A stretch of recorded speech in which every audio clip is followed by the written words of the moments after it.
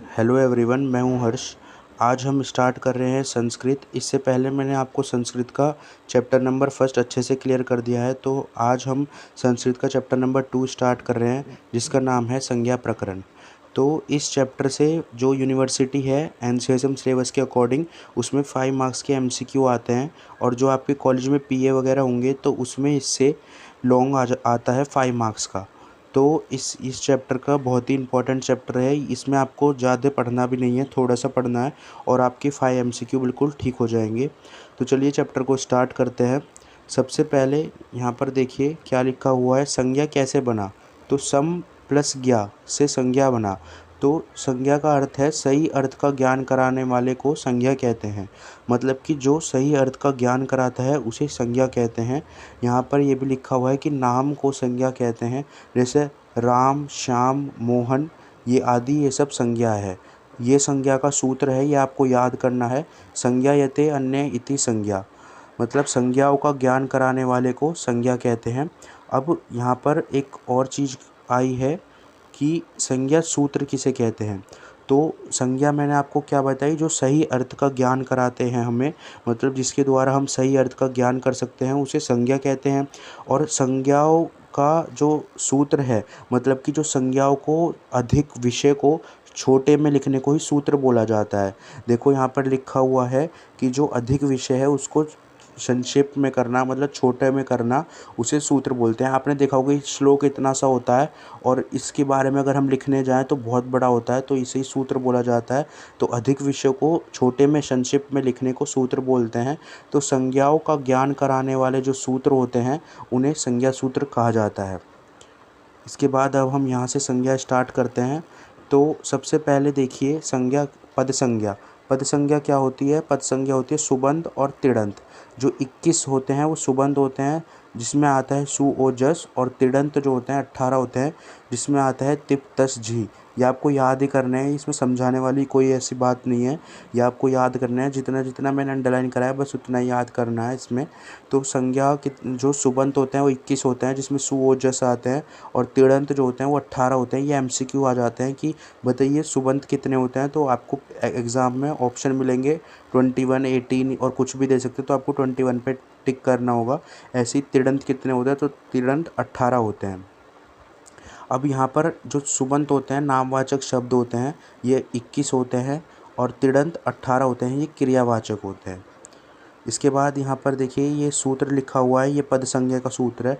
कई बार एग्जाम में ऐसा रहता है पद संज्ञा का सूत्र क्या है, तो सुक्तिड़ंतम पदम, ये पद संज्ञा का सूत्र है। जो एग्जामिनर आते हैं आपके प्रैक्टिकल के टाइम पर, तो वो भी आपसे वाइवा में ये पूछते हैं कि सूत्र बताइए पद संज्ञा का क्या होता है, या फिर संहिता का, ऐसे ही पूछ लेते हैं। तो ये चैप्टर बहुत ही इंपॉर्टेंट है वाइवा के लिए भी।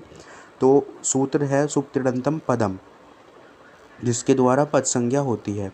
तो यहाँ पर देखिए लिखा हुआ है, जैसे इसका एग्जाम्पल है, ये यथा मतलब होता है एग्जाम्पल, तो उदाहरण। तो रामहा, रामो, रामा, मतलब ये सुबंध हैं जो नामवाचक शब्द हैं उनमें लगते हैं, और तिड़ंत जो क्रियावाचक होते हैं, जैसे भवती, भवता, भवंती, ये क्रियावाचक है, तो ये तिड़ंत होंगे।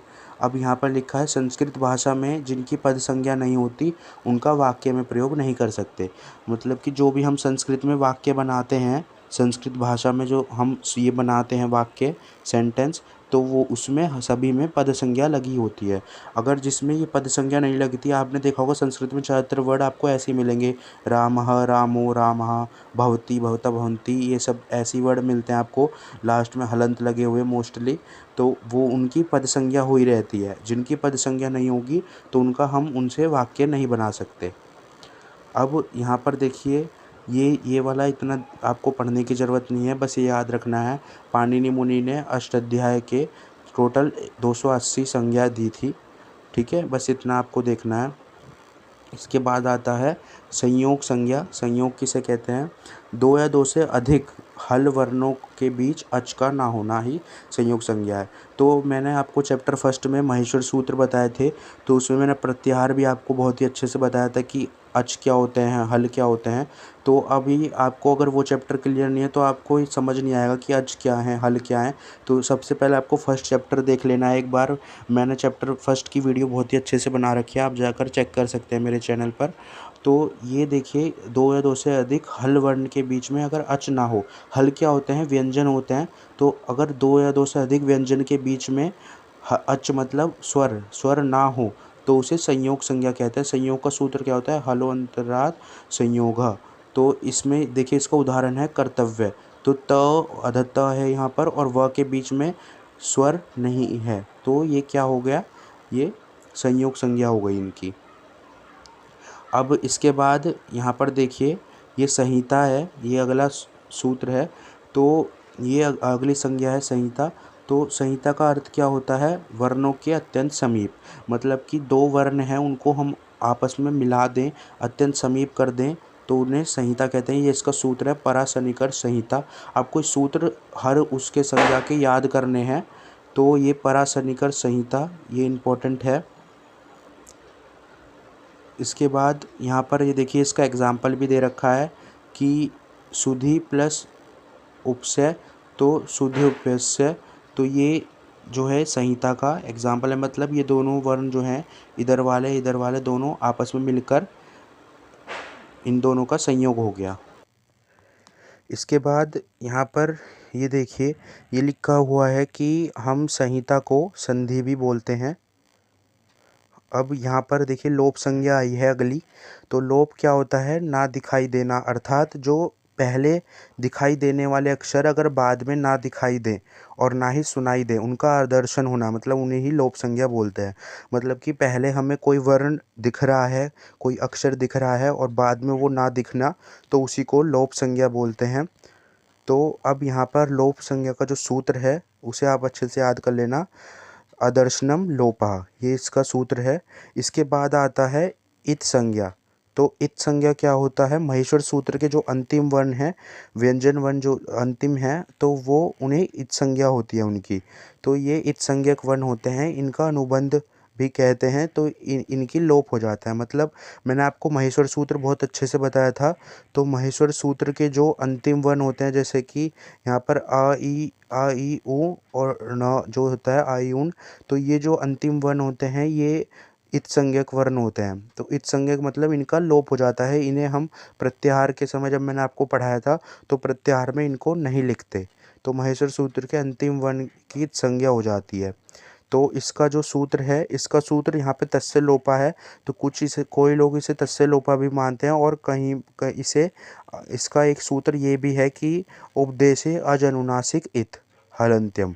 तो ये इसका सूत्र है। तो ये दोनों सूत्र आपको याद करने हैं। इसके बाद आता है हस दीर्घ प्लुत।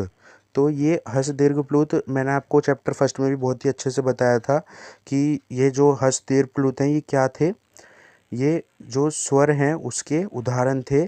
तो हस एक मात्रिक स्वर जो होते हैं, जिन्हें उच्चारण करने में एक मात्रा का मतलब बहुत ही कम समय लगे, तो उन्हें हस बोला जाता है। और दीर्घ मतलब जिन्हें उच्चारण करने में दो मात्रा का समय लगे, मतलब हस स्वर से दुगना समय लगे, उन्हें दीर्घ कहा जाता है। और जिन्हें तीन मात्रा का मतलब जो दीर्घ स्वर है उनसे भी अधिक समय लगे, तो उन्हें दीर्घ कहा जाता है। अब यहाँ पर देखिए, इन्हें जो अ ई उ रे ल है, ये हस्व होते हैं। और जो बड़ी आ की मात्रा होती है तो ये दीर्घ आ जाते हैं स्वर। और जो जिसके आगे तीन का अंक आ जाता है वो त्रिमात्रिक स्वर होते हैं। मैंने आपको ये बहुत ही अच्छे से चैप्टर फर्स्ट में बताया है। यह अच, उदात, अनुदात और संवृत तीन प्रकार के होते हैं। तो उदात, अनुदात, संवृत को भी हम आगे देखेंगे, इसी में संज्ञाओं में आगे बताया गया है क्या होते हैं। यहाँ पर देखिए लिखा है उकालो अज हस दीर्घ प्लूता, ये इसका सूत्र है, ये आपको अच्छे से याद करना है। बस मैं बता रहा हूँ आपको, इनके सूत्र सूत्र याद करने हैं और एक दो जो मैंने लाइन अंडरलाइन करी हैं बस वो याद करनी है। ये सारा जो एक्स्ट्रा ही नहीं पढ़ना आपको, क्योंकि इसमें से मोस्टली 90% चांस है एमसीक्यू बनने की यूनिवर्सिटी में। कभी कभार 1-2% चांस होता है कि लॉन्ग या शॉर्ट क्वेश्चन आ जाए, मोस्टली लेकिन एमसीक्यू ही बनेंगे इसमें से। अब देखिए यहाँ पर वृद्धि संज्ञा क्या होता है, वृद्धि आदेश। अभी हम वृद्धि संधि पढ़ेंगे, अगर आगे चैप्टरों में संधि पढ़ेंगे तो संधि का सूत्र भी यही होता है, वृद्धि आदेश। मतलब ये सूत्र वृद्धि कराने वाला सूत्र होता है। अब यहाँ पर देखिए ये आ ए ओ वर्ण जो होते हैं विद्धि संज्ञक होते हैं। देखो इनके आगे बड़े आ की मात्रा है, यहाँ पे बड़ा ए और बड़ा ओ जो है ये वर्ण विद्धि संज्ञक वर्ण होते हैं। पाणिनि अष्टाध्याय का ये प्रथम सूत्र है, ये याद करना है आपको। ये वृद्धि संज्ञा जो सूत्र है ये वृद्धि संधि कराने वाला सूत्र है। देखो ये लिखा हुआ वृद्धि संधि कराने वाला, आगे चैप्टर है वृद्धि संधि तो उसमें आप पढ़ेंगे वृद्धि संधि क्या होती है। तो ये वृद्धि संधि कराने वाला सूत्र होता है। इसके बाद ये देखिए यहाँ पर इसके कुछ उदाहरण दिए गए हैं। ये उदाहरण मैं आपको बताता हूँ। जैसे एक और एक मिलकर एक बनते हैं, तो ये वृद्धि संज्ञा हो गई है। देखो यहाँ पर बड़े ए की मात्रा आ गई है, ऐसे आ ए करके एक बड़े ए का आदेश हो गया, तो ये वृद्धि संज्ञक होता है। ऐसे ही अब यहाँ पर देखिए गुण संज्ञा की बात की गई है, तो यहाँ पर गुण संज्ञा में क्या आता है, अधेड़ गुना, ये इसका सूत्र है गुण संज्ञा का। अब गुण संज्ञा का सूत्र अधेड़ गुना है, तो ये देखिए क्या होता है यहाँ पर, ये सूत्र गुण संज्ञा कराने वाला सूत्र होता है। यहाँ पर देखिए जो ह्रस्व आकार का आ ए ओ वर्ण जो होते हैं ये गुण संज्ञक वर्ण होते हैं। यहाँ पर इसके प्रमुख बिंदु देखते हैं क्या है। यहाँ पर ये सूत्र गुण संज्ञा कराने वाला सूत्र है। गुण संधि में भी ये सूत्र काम आता है, मतलब जो गुण संधि हम पढ़ेंगे आगे तो उसमें यही सूत्र काम आएगा। अब देखिए यहाँ पर ये लिखा है कि प्रत्याहार क्या होता है। प्रत्याहार जो है ये भी इम्पोर्टेंट है, कई बार एमसीक्यू में आ जाता है कि प्रत्याहार का सूत्र बताइए, तो यह आदिरंत्यन संहिता ये प्रत्याहार का सूत्र है। ये देखिए बच्चे कई बार कन्फ्यूज़न हो जाते हैं प्रत्याहार में, क्योंकि प्रत्याहार का है आदिरंत्यन संहिता, और जो हमने ऊपर संहिता पढ़ा तो इसका है सूत्र परासनिकर संहिता, तो इसमें बहुत कन्फ्यूज़न होता है, तो ये दोनों आप अच्छे से याद करना। तो प्रत्याहार में क्या होता है, मैंने आपको प्रत्याहार बताया था।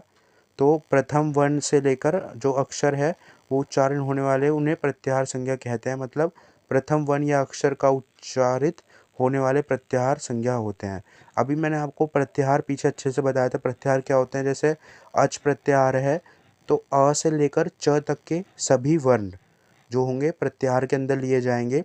तो बस जो बीच में आने वाले हलंत वर्ण होंगे, जैसे कि ऐसे जो हलंत लगा रहता है जिनके नीचे, उनका इनमें ग्रहण नहीं करते, बाकी सभी जो वर्ण होंगे वो प्रत्याहार होंगे। चैप्टर फर्स्ट में मैंने अभी बताया था आपको। अब देखिए ये उदात, उदात क्या होता है, मैंने अभी आपको बताया था पीछे तीन होते हैं, उदात, अनुदात और संवृत। ये देखिए मैं एक बार आपको दिखा देता हूँ। ये देखिए यहाँ पर लिखा हुआ है जो हस दीर्घ प्लुत के तीन बात बताई गई थी, उदात अनुदात संवृत तीन प्रकार होते हैं। अब ये आ गया यहाँ पर देखिए उदात अनुदात संवृत क्या होते हैं। उच्चारण स्थान जो कंठ तालु आदि के ऊपरी भाग से जो उच्चारित होते हैं, मतलब कंठ जो होता है हमारा गला, और तालु मतलब पैलेट के ऊपरी भाग से जिन वर्णों का उच्चारण होता है, ये मैंने उच्चारण स्थान में चैप्टर फर्स्ट में बताया था आपको। तो कंठ तालु आदि से ऊपरी भाग में जिनका उच्चारण होता है उसे उदात बोलते हैं। इसका सूत्र है उच्चैर उदात। अब बात करते हैं अनुदात। तो उच्चारण स्थान जो कंठ तालु आदि के नीचे भाग से जिनका उच्चारण होता है, तो ये जो होते हैं ये अनुदात होते हैं।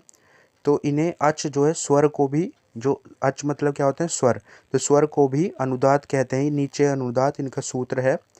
अब यहाँ पर संवृत, तो संवृत में आपको लिखा है उदात और अनुदात दोनों बराबर स्थिति में रहते हैं। तो इसका देखिए मैंने लिखा हुआ है कि कंठ तालु आदि के जो मध्य भाग, मतलब कंठ तालु आदि के जो मध्य भाग से जिनका उच्चारण होता है उसे संवृत कहते हैं। मतलब ना तो कंठ से और ना तालु से, तो इन दोनों के जो बीच में जिनका उच्चारण होता है जिनसे जिन वर्ण से का, तो उन्हें संवृत बोलते हैं। तो इसका सूत्र देखते हैं। इसका सूत्र है समाहार संवृत। अब इसके बाद आता है अनुनासिक। तो अनुनासिक क्या होता है, इसका सूत्र है मुख नासिका वचनो अनुनासिक, मतलब कि मुख और नासिका से एक साथ उच्चारण होने वाले वर्ण या अक्षर अनुनासिक संज्ञा कहा गया है। जैसे कि अ ई उ, तो ये जो चंद्रबिंदु जिनके ऊपर लग जाता है तो ये अनुनासिक है। चैप्टर नंबर फर्स्ट में मैंने अनुनासिक जो वर्ण आए थे तो बताया था। देखिए चैप्टर नंबर फर्स्ट कितना इंपॉर्टेंट है, अगर आप चैप्टर नंबर फर्स्ट को अच्छे से पढ़ लेंगे तो आपको चैप्टर टू में बहुत ही ईजी हो जाएगा, आपको आसानी से बस देखना होगा एक बार। ये देखिए ये वर्ण जो होते हैं अनुनासिक वर्ण, ये भी मैंने आपको बताए थे, य मड ना नामा, ये प्रत्याहार में जो ये अनुनासिक वर्ण होते हैं, तो ये अनुनासिक वर्ण होते हैं, तो इनसे ही अनुनासिक संज्ञा होती है। तो मुख नासिका वचनों अनुनासिका, ये अनुनासिक का सूत्र बताया गया है। इसके बाद आता है सवर्ण। सवर्ण मतलब तुल्यस्य प्रयत्नम सवर्णम, ये इसका सूत्र है। मतलब तालु आदि उच्चारण स्थान और अभ्यंतर आदि प्रयत्न का जिस वर्ण से जिस वर्ण के साथ तुल्य हो उसे सवर्ण कहते हैं। अब देखिए ये उच्चारण स्थान और प्रयत्न ये चैप्टर नंबर फर्स्ट में था। बहुत ही अच्छे से मैंने बताया था कि प्रयत्न कितने होते हैं, 2 प्रयत्न होते हैं, अभ्यंतर और बाह्य प्रयत्न। और उच्चारण स्थान कितने होते हैं, 8 होते हैं। कंठ, तालु, ये सब जीवा, ओष्ठ, ये सब जो होते हैं क्या होते हैं, उच्चारण स्थान होते हैं।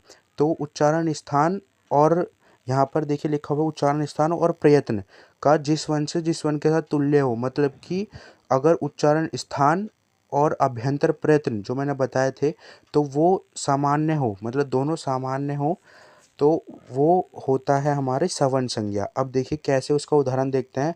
क ख ख दोनों वर्ण उच्चारण स्थान में कंठ से बोले जाते हैं। देखो कंठ से उच्चारण स्थान बोलने वाले वर्ण कौन से थे, अकु विसर्जनीयम कंठा। तो कंठ से अकु मतलब कु वर्ग जो होता है क ख ग घ ढ, तो क और ख दोनों कंठ से बोले जाते हैं। और दोनों का जो प्रयत्न है वो भी स्पष्ट प्रयत्न है, ये मैंने आपको प्रयत्न में बताया था। तो क और ख जो दोनों का स्थान और प्रयत्न समान होने से दोनों की सवर्ण संज्ञा होती है। ठीक है।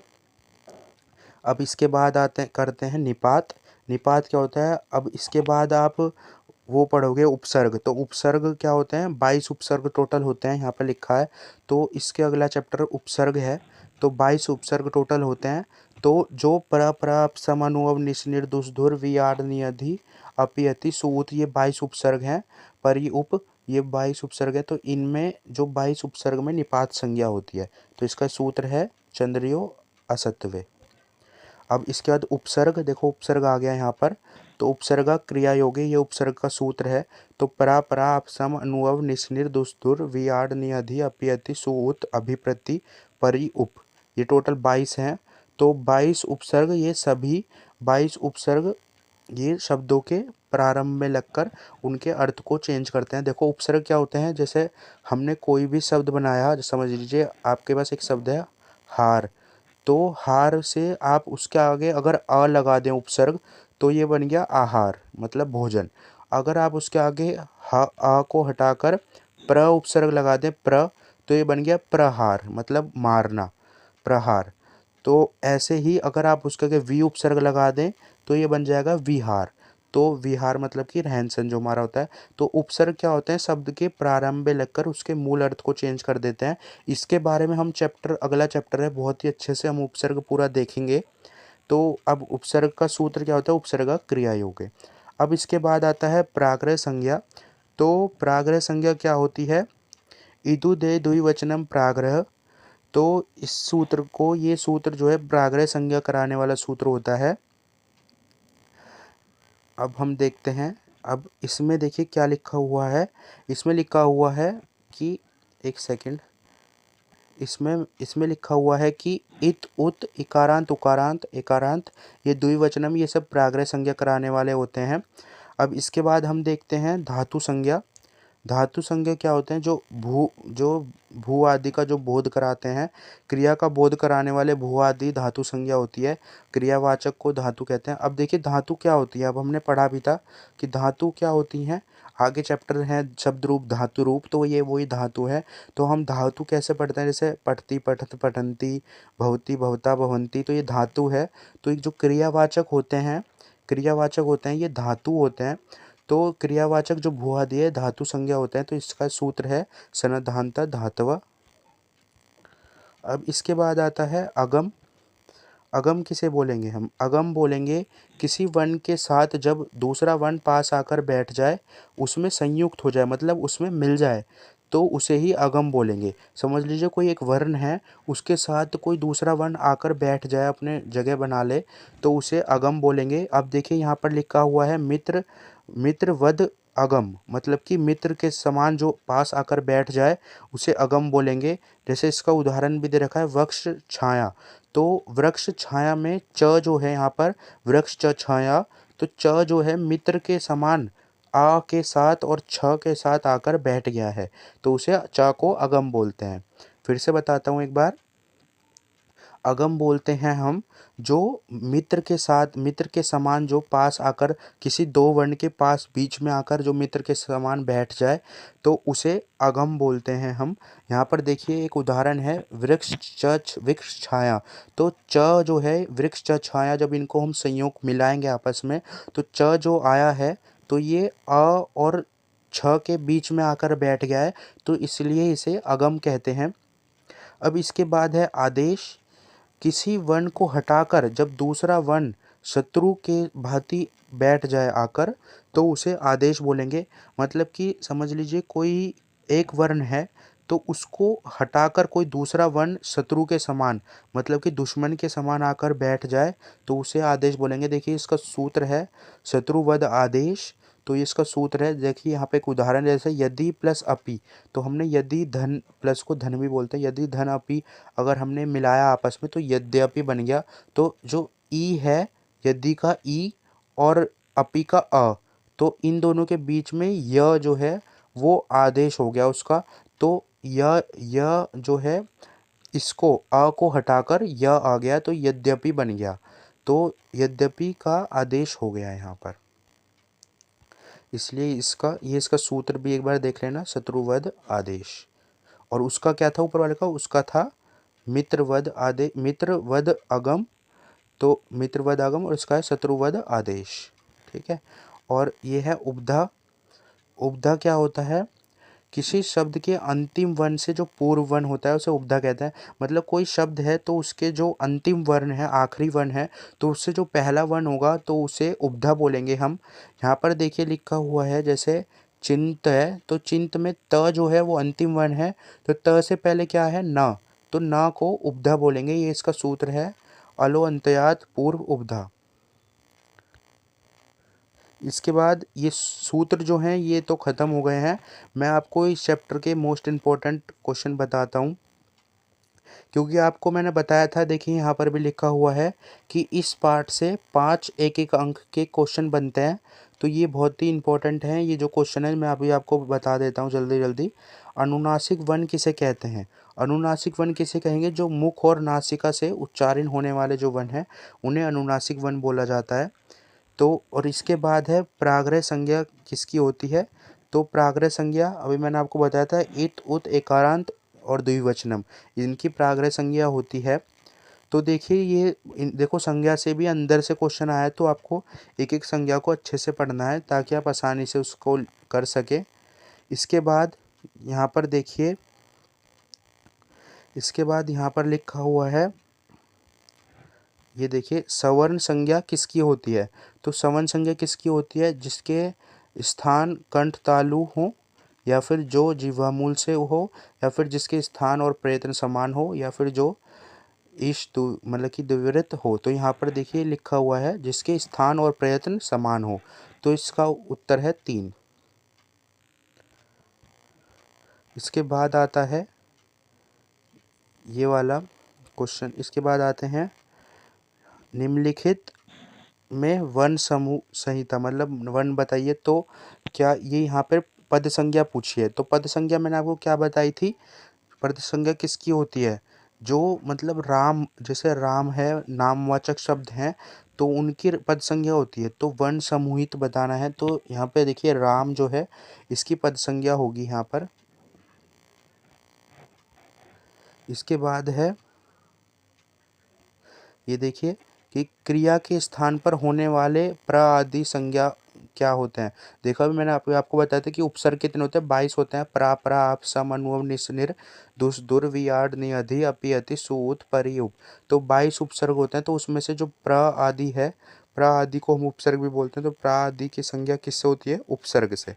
तो इसका उत्तर है उपसर्ग। ये देखिए इसका सूत्र है उपसर्गा क्रिया योगे। इसके बाद हम नेक्स्ट चैप्टर नंबर 3 स्टार्ट करेंगे, उपसर्ग। तो दोस्तों अगर आपको ये वीडियो अच्छी लगी इस वीडियो को लाइक कर देना और मेरे चैनल को सब्सक्राइब कर लेना। फिर मिलते हैं नेक्स्ट वीडियो के साथ, नेक्स्ट चैप्टर के साथ, उपसर्ग के साथ। Thank you everyone.